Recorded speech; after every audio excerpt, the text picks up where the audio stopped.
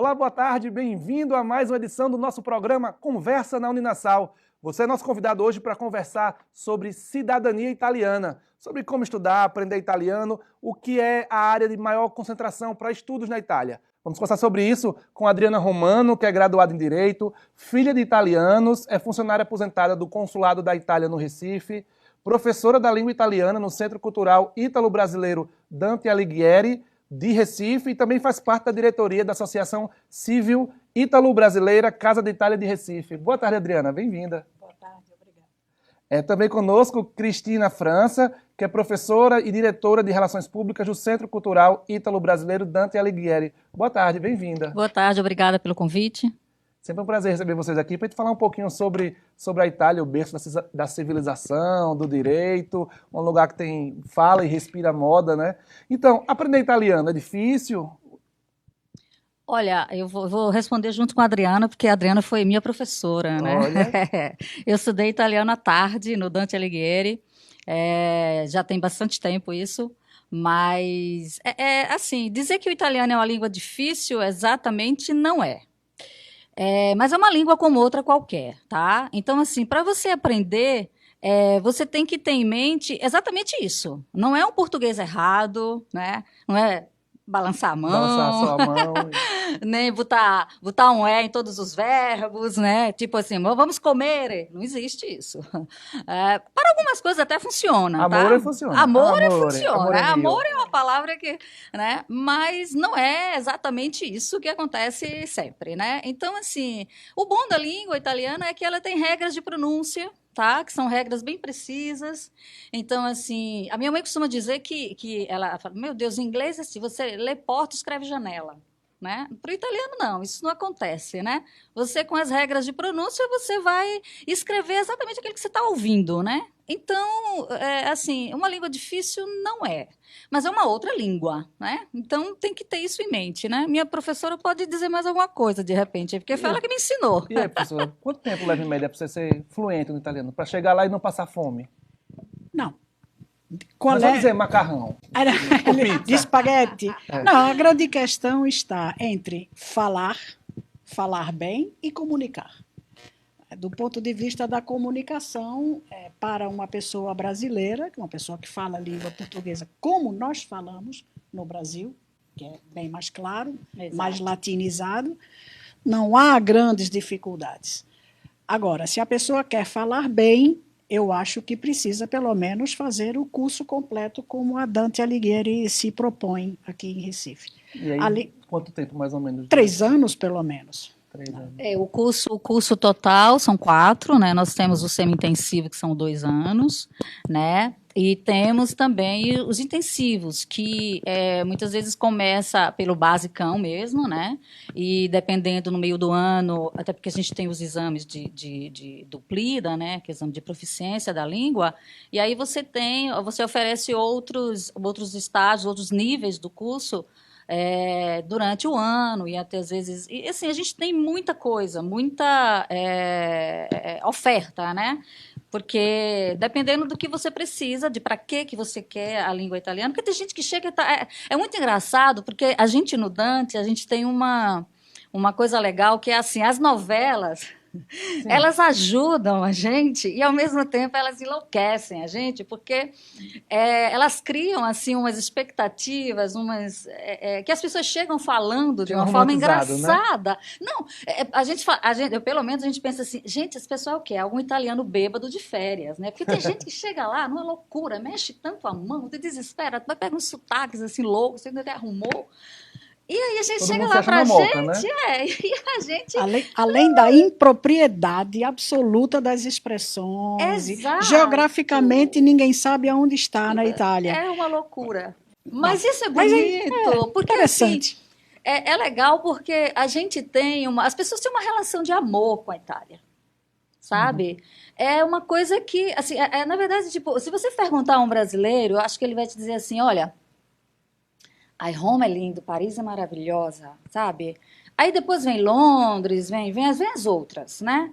Mas em termos de capitais, assim, Roma e Paris, elas meio que elas têm uma rivalidade, assim, no São coração das românticas, né? São pessoas, sabe? românticas. E aí você tem, e as pessoas, muita gente chega para aprender porque gosta, sabe? Porque é apaixonado pela língua, porque acha sonora, acha bonita, né?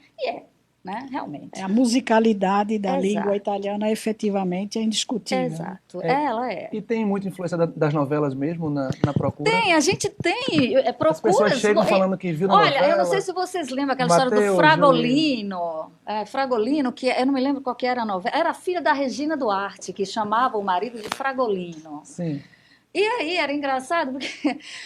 E também teve outra quando tinha o Mateu e a Juliana. A Terra Nostra. A Terra Nostra, o Cáspita. E aí as pessoas chegavam dizendo Cáspita para qualquer coisa, sabe? Mas é engraçado, porque é uma expressão que você pode... É uma interjeição, é como em português, Exato. cáspite. É uma surpresa. Oxe. Não Como exatamente. É como se fosse uma espécie de surpresa de alguma coisa.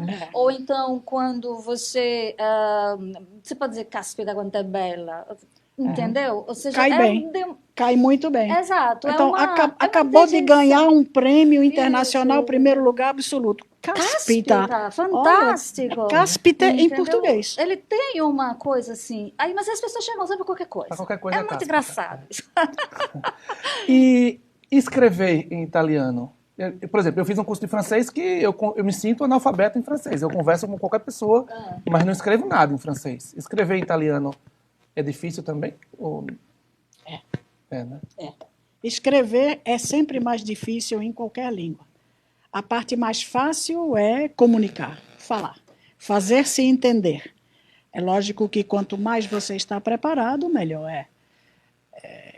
Depois, escrever é bem mais difícil, porque a língua tem sua própria lógica, a construção da frase. Essa parte é mais difícil. Assim, pela minha experiência, porque, por exemplo, a Adriana é filha de italianos. Eu sou brasileiríssima, tá? Meus avós, por parte de mãe, eram índios mesmo. Então, assim, e a minha paixão pelo italiano, ela vem do grande São Francisco de Assis. Na verdade, eu fiz um acordo com ele, que foi um acordo que só fez favorecer a mim mesma, né? Porque eu falei, olha, você me leva para a Itália, você me faz ir a Assis aí, e eu aprendo a sua língua. Quer dizer, tudo favorável a mim. Eu ia aprender uma língua, eu ia para a Itália, ele me deu tudo isso. E, assim, o que eu acho legal do italiano, exatamente, ou seja, como uma brasileira que aprendeu realmente, e eu aprendi italiano no Dante Alighieri. Quando eu fui para a Itália pela primeira vez, eu já tinha sido convidada para ser professora, obra e graça da Adriana, do Antônio Marzo. Antônio Marzo, outro grande professor. E aí, para mim, que sou brasileira, realmente, quando você pensa para escrever, tudo bem, toda essa lógica que a Adriana falou, você tem uma lógica italiana de pensar. Mas se você está me perguntando, é fácil escrever se eu dito alguma coisa? Aí eu vou te dizer que sim, é bem mais fácil. Por quê? Como eu te falei no início, tem as regras de pronúncia. Com as regras de pronúncia, você, tendo essas regras na cabeça, você escreve. Qual vai ser o teu problema? As consoantes duplas. Né? Os TTs, PPs, MM, NN, BB, RR, SS. RR, SS, talvez nem tanto, mas os famosos MM, PP, TT, L olha, loucura. Aí, isso sim, né? É uma questão de você realmente prestar atenção, você ter muita leitura, né? Porque você tem vocabulário. Para escrever em português também tem que ler, né? Tem que ler muito. Né? Sempre. Só escreve quem lê. Exato. Isso aí vale para qualquer língua. É fundamental. Exato. E a possibilidade de ouvir. Hoje, graças à TV a cabo, quer dizer, hoje não, já desde anteontem, mas eu quero dizer, na atualidade, com televisão a cabo, com todo tipo de comunicação, cursos pela internet, você está aqui com o seu celular, pega tudo. Isso ajuda muitíssimo, favorece muitíssimo. Agora, existe só um detalhe que pode parecer até exagerado de minha parte, mas a grande questão da língua italiana é essa sonoridade e a questão da dupla. As consoantes duplas, que são justamente a força a expressão da língua italiana. É impossível falar a língua italiana sem derrapar aí. Para nós, brasileiros, essa questão é mais difícil, é um pouquinho mais complicado. Não é impossível, nada é impossível. Haja visto São Francisco aqui, o grande amigo e patrocinador da nossa amiga. Você me fez lembrar agora que eu conheci a chamada Valle Francescana, que é uma parte belíssima da Itália. É perto de Assis, onde tem a catedral, onde tem a Porciúncula, não é? A casa de São Francisco. Mas eu tive a oportunidade de conhecer também em Greccio, uma cidadezinha que fica bem pertinho, e aonde tem uma pedra que dizem que São Francisco descansava, a famosa pedra onde ele descansava. É impressionante, porque é um pouco mais do que isso aqui. Quer dizer, se ele descansava ali, São Francisco deve ter sido um homem pequenininho, já que a gente entrou fizemos essa volta, né? Ele era um homem pequenininho, um pequeno, grande homem, pequeno, grande santo, não é? Sim. Me fala uma coisa, para quem quer passar um tempo na Itália, só como turista, precisa de visto? Olha, como turista, até 90 dias é recíproco entre o Brasil e a Itália. Não há necessidade de vistos. Na imigração, poderão perguntar se você tem alguma referência, se você está devidamente aprovisionado de fundos, para não dizer se está com dinheiro suficiente e tal. E, principalmente, ultimamente, há uma grande preocupação com a questão de clandestinidade. Saindo do Recife, essa imigração possivelmente se dará em Portugal. A entrada da Europa é através de Portugal. Então, o pessoal extracomunitário vai por um lado, o pessoal comunitário vai por outro. Comunitários são cidadãos da comunidade europeia. Europeia. São os cidadãos da comunidade europeia que são dotados do passaporte italiano. Ou um passaporte português, um passaporte francês, não sei. E aí, quem vai para estudar na Itália, aí se precisa de um visto? Dependendo da duração do curso, a maioria dos cursos com as instituições que a Dante Alighieri tem seus acordos, me parece que o tempo é menor. Isso. Porque normalmente se trabalha com 2 meses, no máximo trimestre. Normalmente. E quais são as melhores áreas de estudo lá na Itália? A gente percebe muito que fala muito de moda na região de Milão, mas quais são as áreas de estudo lá? Olha, pela nossa experiência no Dante e pelo que a Itália representa, na verdade, todo esse país aí de moda, de turismo, de direito, de medicina, né, de tecnologia, né, também. Você tem de tudo, tá? Mas se você perguntar o que seria aquelas que têm aquela tradição, aquela coisa, bom, direito, né? Imagina teologia também, né? Engraçado que nós tivemos padres, freiras que vão, né, para lá, vão exatamente para o Vaticano e tal. Mas você tem pessoas que querem fazer, se não os cursos de graduação, mas mestrado, doutorado, né? E aí a gente tem todas as áreas, designer, né? Tecnologias também, e cursos assim tipo design de interior de automóvel, né? A gente tem aí, né, as grandes marcas, as grandes de produção de automóveis, máquinas e tal, e tudo, imóveis, e tudo, assim. A Itália, ela, na verdade, ela abre um leque incrível de o que você quiser aprender, vai lá que tem. A tecnologia, ultimamente, está realmente avançadíssima. Exato. Adriana, e quando chega lá no consulado para querer o visto para estudar um pouco na Itália, é um processo longo, é fácil? O visto, na verdade, vai depender da duração do curso, da característica do curso, se for uma especialização, às vezes é bolsista do governo brasileiro ou de alguma outra instituição, então tem que atender aquelas exigências Normalmente não é coisa do outro mundo. A palestra de mais cedo hoje, vocês falaram um pouco sobre a cidadania italiana, né? Sim. Quem é que tem direito a solicitar a cidadania italiana? Bem, a cidadania italiana é toda uma questão que a gente fala e trata em razão do fato da imigração, em razão do fato de que os descendentes estão fora da Itália. Diferentemente, seria simplesmente o Estado civil, o Stato civile italiano, que aí o filho do italiano, da pessoa, etc. Então, No seu caso, você é cidadã italiana. Sou Filha de italiana, tanto né? italiana quanto brasileira, não é? Eu sou nascida no Brasil. A Itália sabe que as pessoas têm a sua própria nacionalidade, particularmente quando vivem num país, nasceram e vivem no país que adota o princípio da lei do solo, ius soli. Então, para a cidadania italiana, é fundamental a filiação que privilegia, em linha reta, a parte patrilinear. Então, se eu sou descendente de meu avô, bisavô, então, se é meu bisavô, meu avô, meu pai e eu, isso facilita muito mais o direito. Ao contrário de ser mãe... A participação e o reconhecimento através da via materna se passa através da aplicação do princípio que consta no artigo 4 da Constituição da República Italiana, que reconhece a paridade de direitos entre homens e mulheres. Isso foi trazido para a lei que atualmente regula toda a questão da cidadania italiana, que é a Lei 91 de 1992. Você, no caso, são pai e mãe italiano. No caso, pai e mãe. Aí ficou mais fácil porque a paternidade. Mas quem não está nesse rol de filiação? Uma pessoa comum pode solicitar a cidadania italiana? Por alguma razão? Uma pessoa, digamos, Cristina, ela acabou de dizer que é brasileiríssima, a origem, inclusive, de índios e tudo mais. Ela não tem como solicitar a cidadania italiana, porque a cidadania italiana é atribuída pela via sanguínea, então você tem que ser um descendente. Depois tem as particularidades, mas você tem que ser um descendente. Você tem que ser casada com um cidadão italiano ou casado com uma cidadã italiana.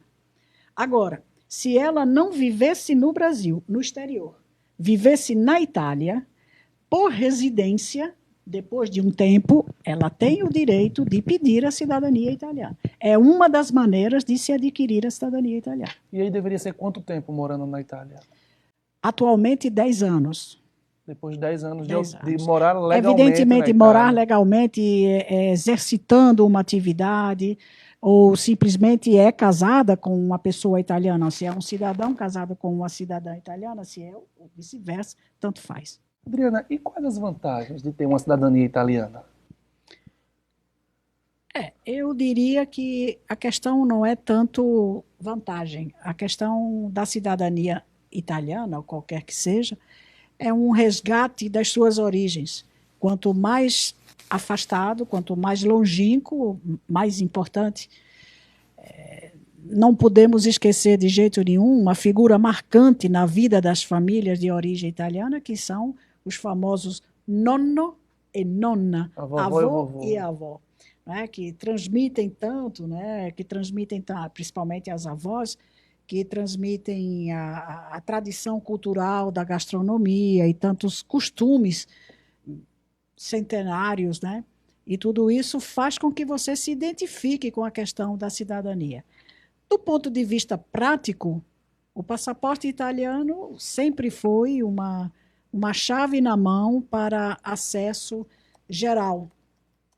Não é? A diplomacia italiana sempre exerceu uma atividade muito privilegiada, muito respeitada, e o passaporte italiano na mão abre muitas portas, se quisermos olhar por esse lado estritamente prático.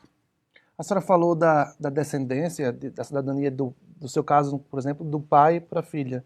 Mas até que grau de não há limite. Longe? Não há limite? Não há limite. Não há limite.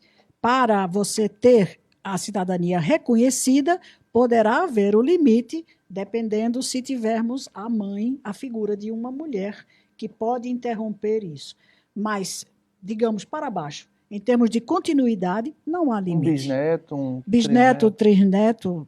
E essa comprovação se dá como? A documentação. A documentação é muito importante. Quanto mais longe no tempo, mais importante a averiguação muito rigorosa de informações muito precisas. Mesmo porque, com a unificação da Itália, 1864, 1867, depois, em 1872, foram instituídos os registros de Estado Civil.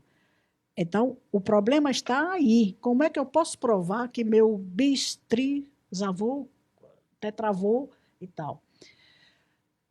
O batismo, através da Igreja Católica, ela tendo colocado a questão do casamento e a questão do batismo, não havia, pelo que me consta, não se batizava quem não fosse filho de pessoas civilmente casadas.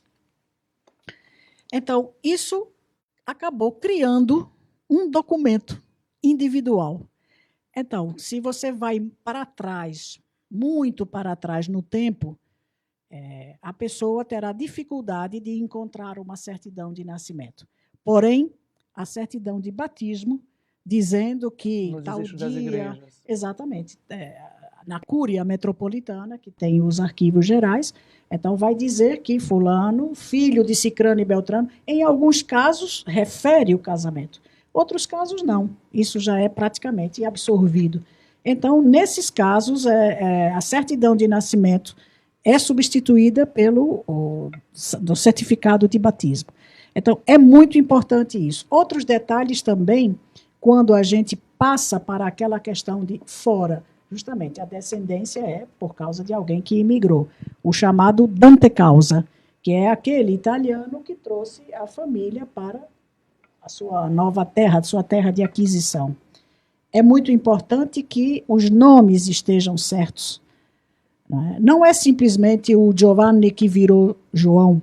Não é simplesmente isso. É o sobrenome que muitas e muitas vezes as alterações são graves, são importantíssimas. Você praticamente cria uma outra família, um outro sobrenome, uma outra particularidade. Se o filho dessa pessoa italiana foi declarado por ele ou não, para a lei italiana tem importância. Então, vamos ao casamento prévio, mas, de qualquer maneira, há a sua importância. E a documentação rigorosa dentro de uma lógica, dentro de uma seriedade que chegue a comprovar. Porque, no final das contas, a questão do reconhecimento da cidadania é como uma herança. Na verdade, é um direito hereditário. Eu sou herdeira desse direito, como poderia ser herdeira de um direito realmente, de uma casa, de um imóvel, não sei o quê. Não é? Então, isso tem que ser muito rigoroso e o pessoal, a rede consular italiana no Brasil, pelo menos, vamos falar mais do Brasil. Sim. A rede consular italiana no Brasil é muito empenhada, todo mundo trabalha seriamente.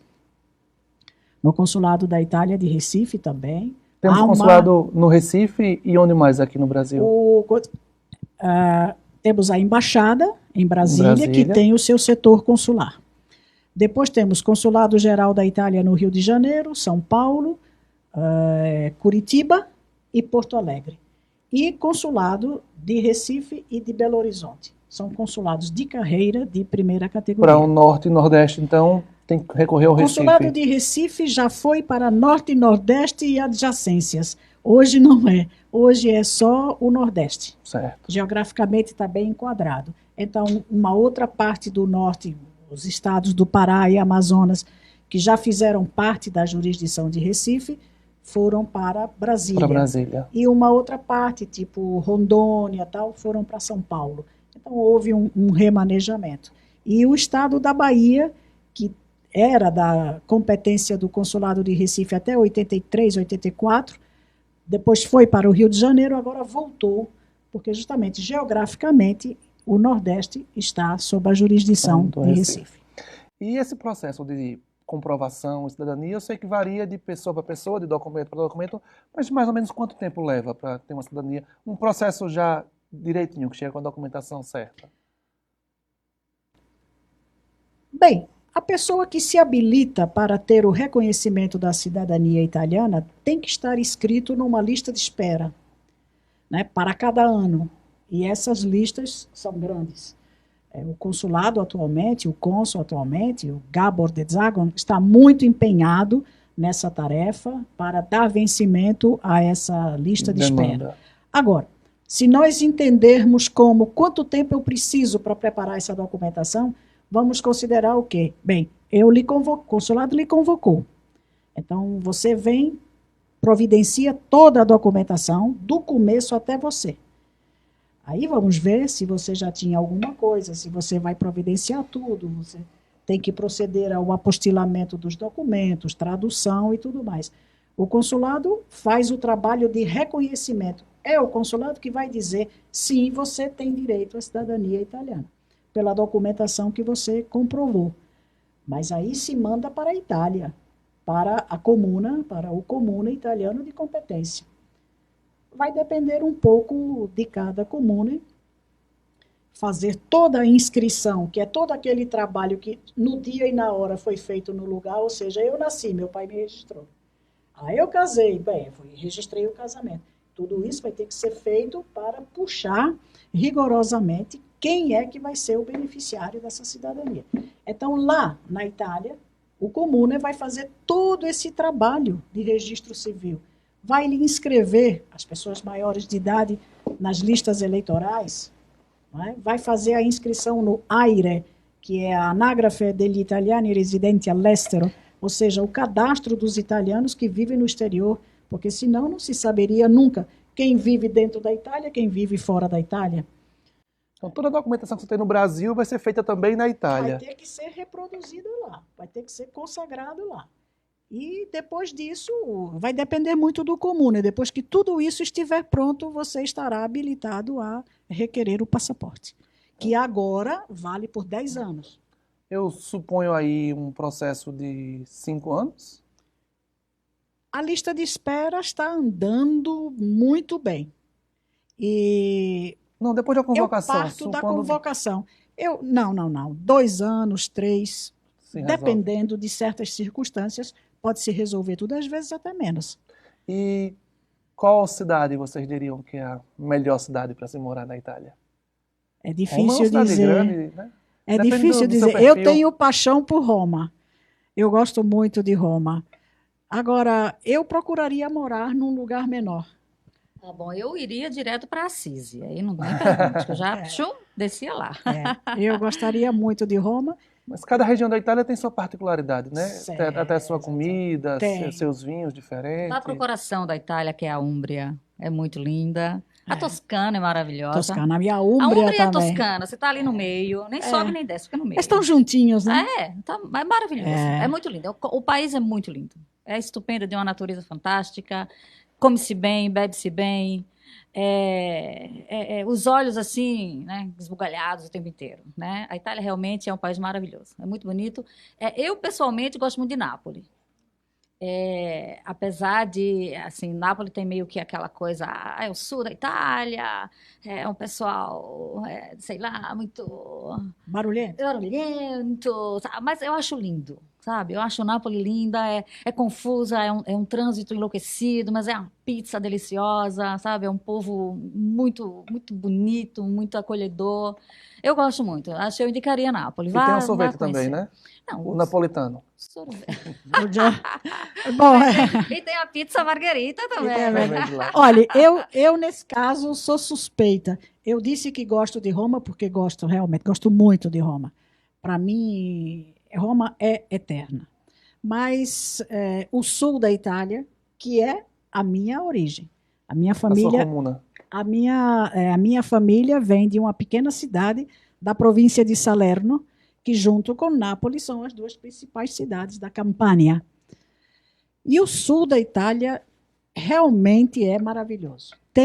Não é que diz é melhor do que este ou daquele. Não, não é. Cada um tem os seus encantos. Mas o sul da Itália tem uma história, tem uma tradição. Era a Magna Grécia? Foi a Magna Grécia. Há mais memória no sul da Itália, memória grega, do que na própria Grécia, incrivelmente. E então os sinais são muito evidentes, características fisionômicas, cozinha e tudo mais.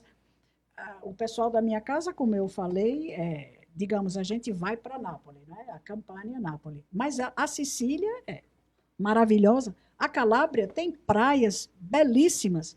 É engraçado que você está falando aí as cidades, aí eu vou me relembrando como tem comida ligada a isso. Tem o sorvete napolitano, o limão siciliano, a pizza calabresa. O limão siciliano é siciliano. Sim. Tudo isso leva a nossa... Como a nossa gastronomia, nossas coisas, tem muita ligação com a Itália, né? Muito, muito. E principalmente a dieta mediterrânea. Exato, exato. O famoso, Maravilhoso. O azeite, né? L'olio d'oliva, o azeite é. É delícia. É uma delícia. tocassana, não é? É uma coisa boa.